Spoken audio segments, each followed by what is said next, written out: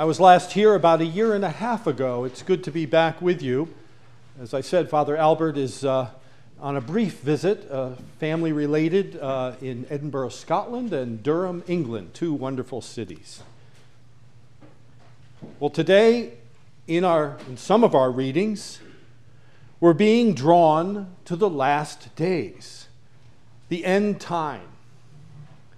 That's not because we're passing through grave social, political, and environmental upheaval, although we are, but rather because we're just a couple of weeks from Advent, the season which prepares us for the celebration of the earth-shaking event of the birth of Jesus, the Alpha and the Omega, the beginning and the end, the one who comes to us in the full, astounding inbreaking of God into human flesh and blood history.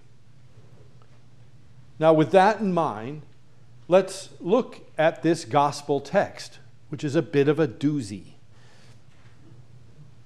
In this often read parable of the talents in Matthew's gospel, we're challenged to engage at the level of the three slaves, each of whom is entrusted with a large amount of money. Two of the three invest for gain and are approved by their boss with more responsibility and capital. The third, fearing that the boss was, quote, a harsh man, buries his money and tries to repay without interest. He loses his stake and is thrown out of the business.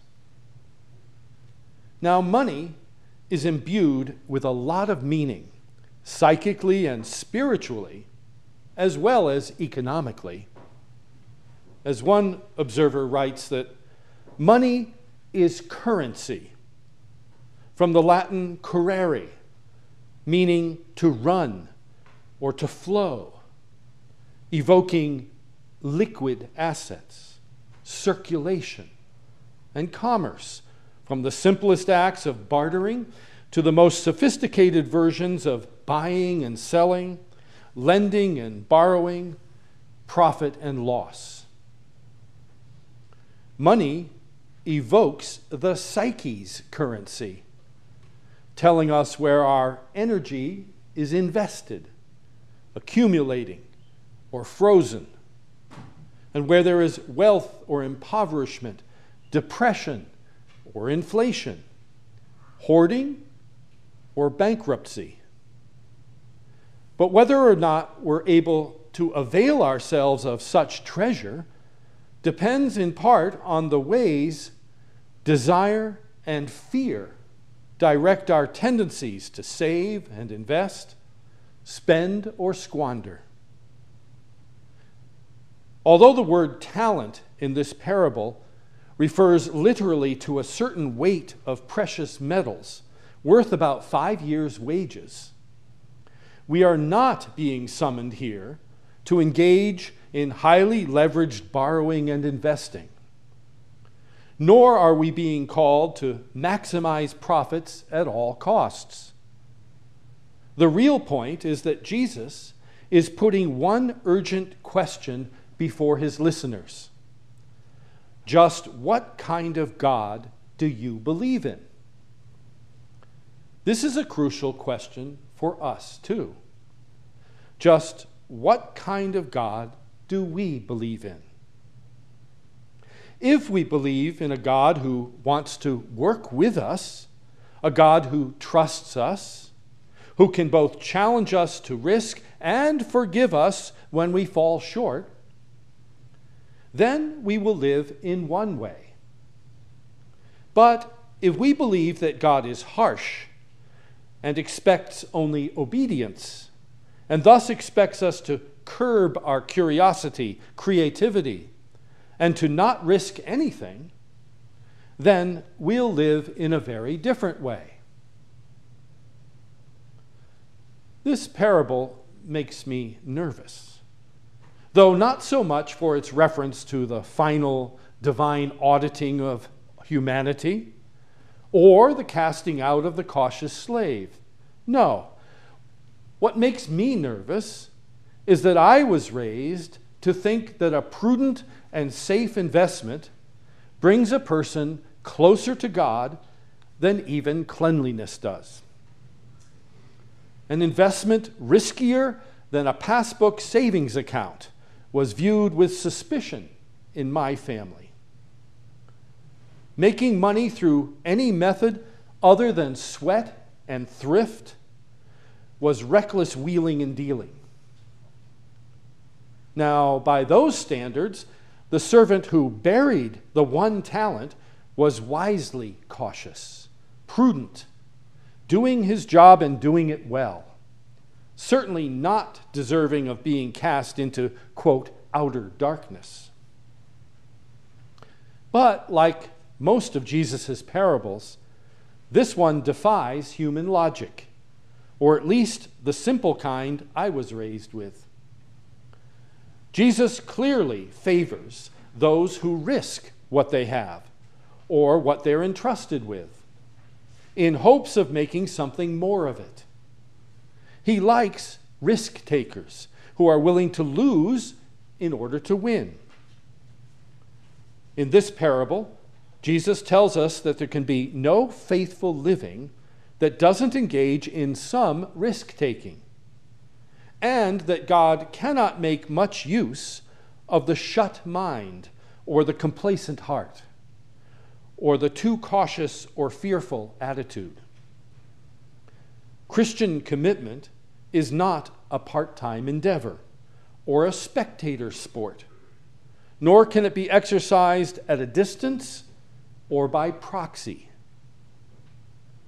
This parable tells us that even the virtues of discretion and prudence, cardinal virtues in my family tradition, cannot be offered as excuses for inaction or uninvolvement. In fact, with the third servant in this parable, virtue becomes a vice.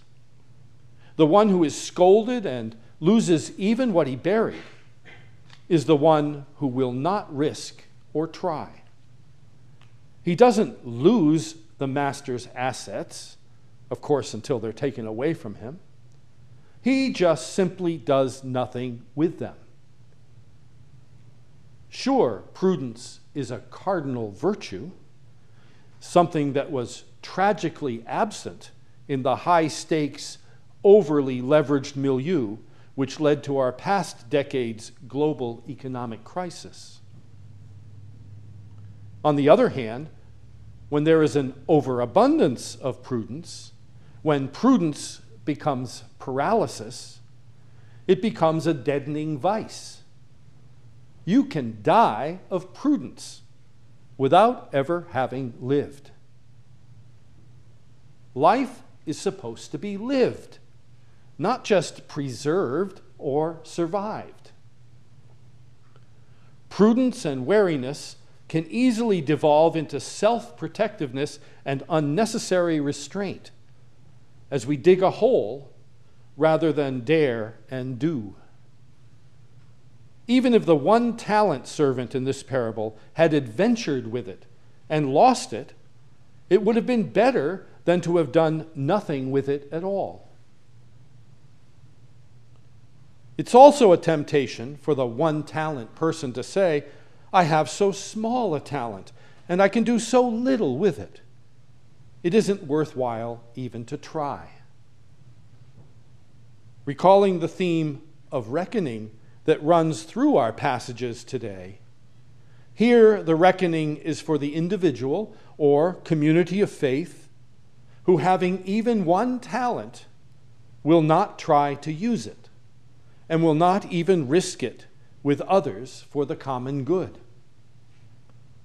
People are not equal in gifts, but people can be equal in effort.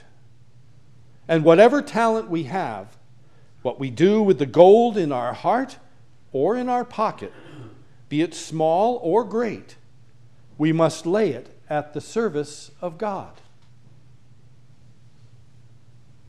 Now, further, and you're probably not surprised to hear this, this parable also tells us that the reward for work done well is still more work to do.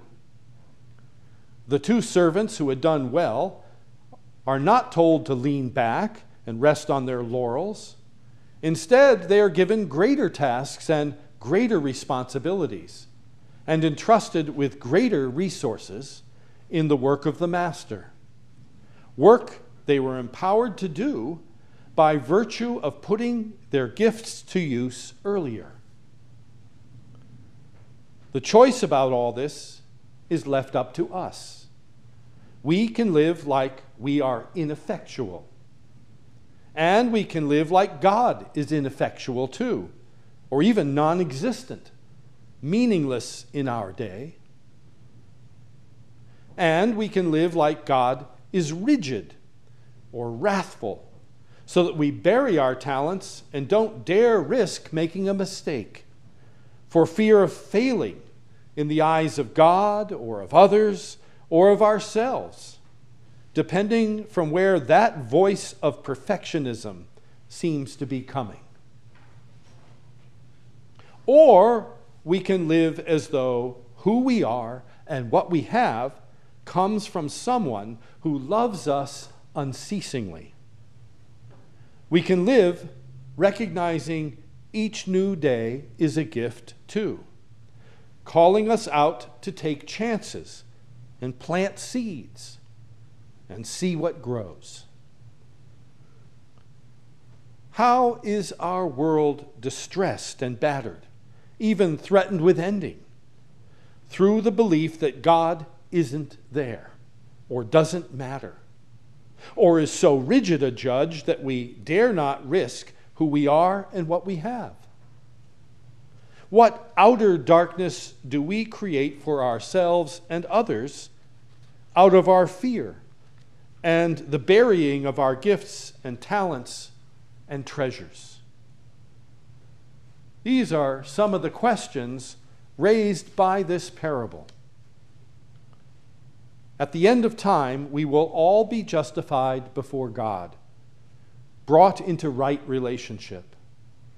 Yet here and now, both individually and collectively as members of one another here in this parish and in the wider world, we are called to realize that all our faith and love and hope and all our time and talent and treasure are nothing without some daring, giving, and acting. To conclude, let us take note of our reading from Paul's first letter to the Thessalonians, in which he reminds us that the final day of the Lord does not have to surprise us like a thief in the night. Paul's words are words of power, not of fear. Don't worry about thieves in the night if you are being children of the light. Keep awake. Make faith, love, and hope your defense. And most of all, encourage one another and build one another up. And since God means to save us all, the odds are in our favor.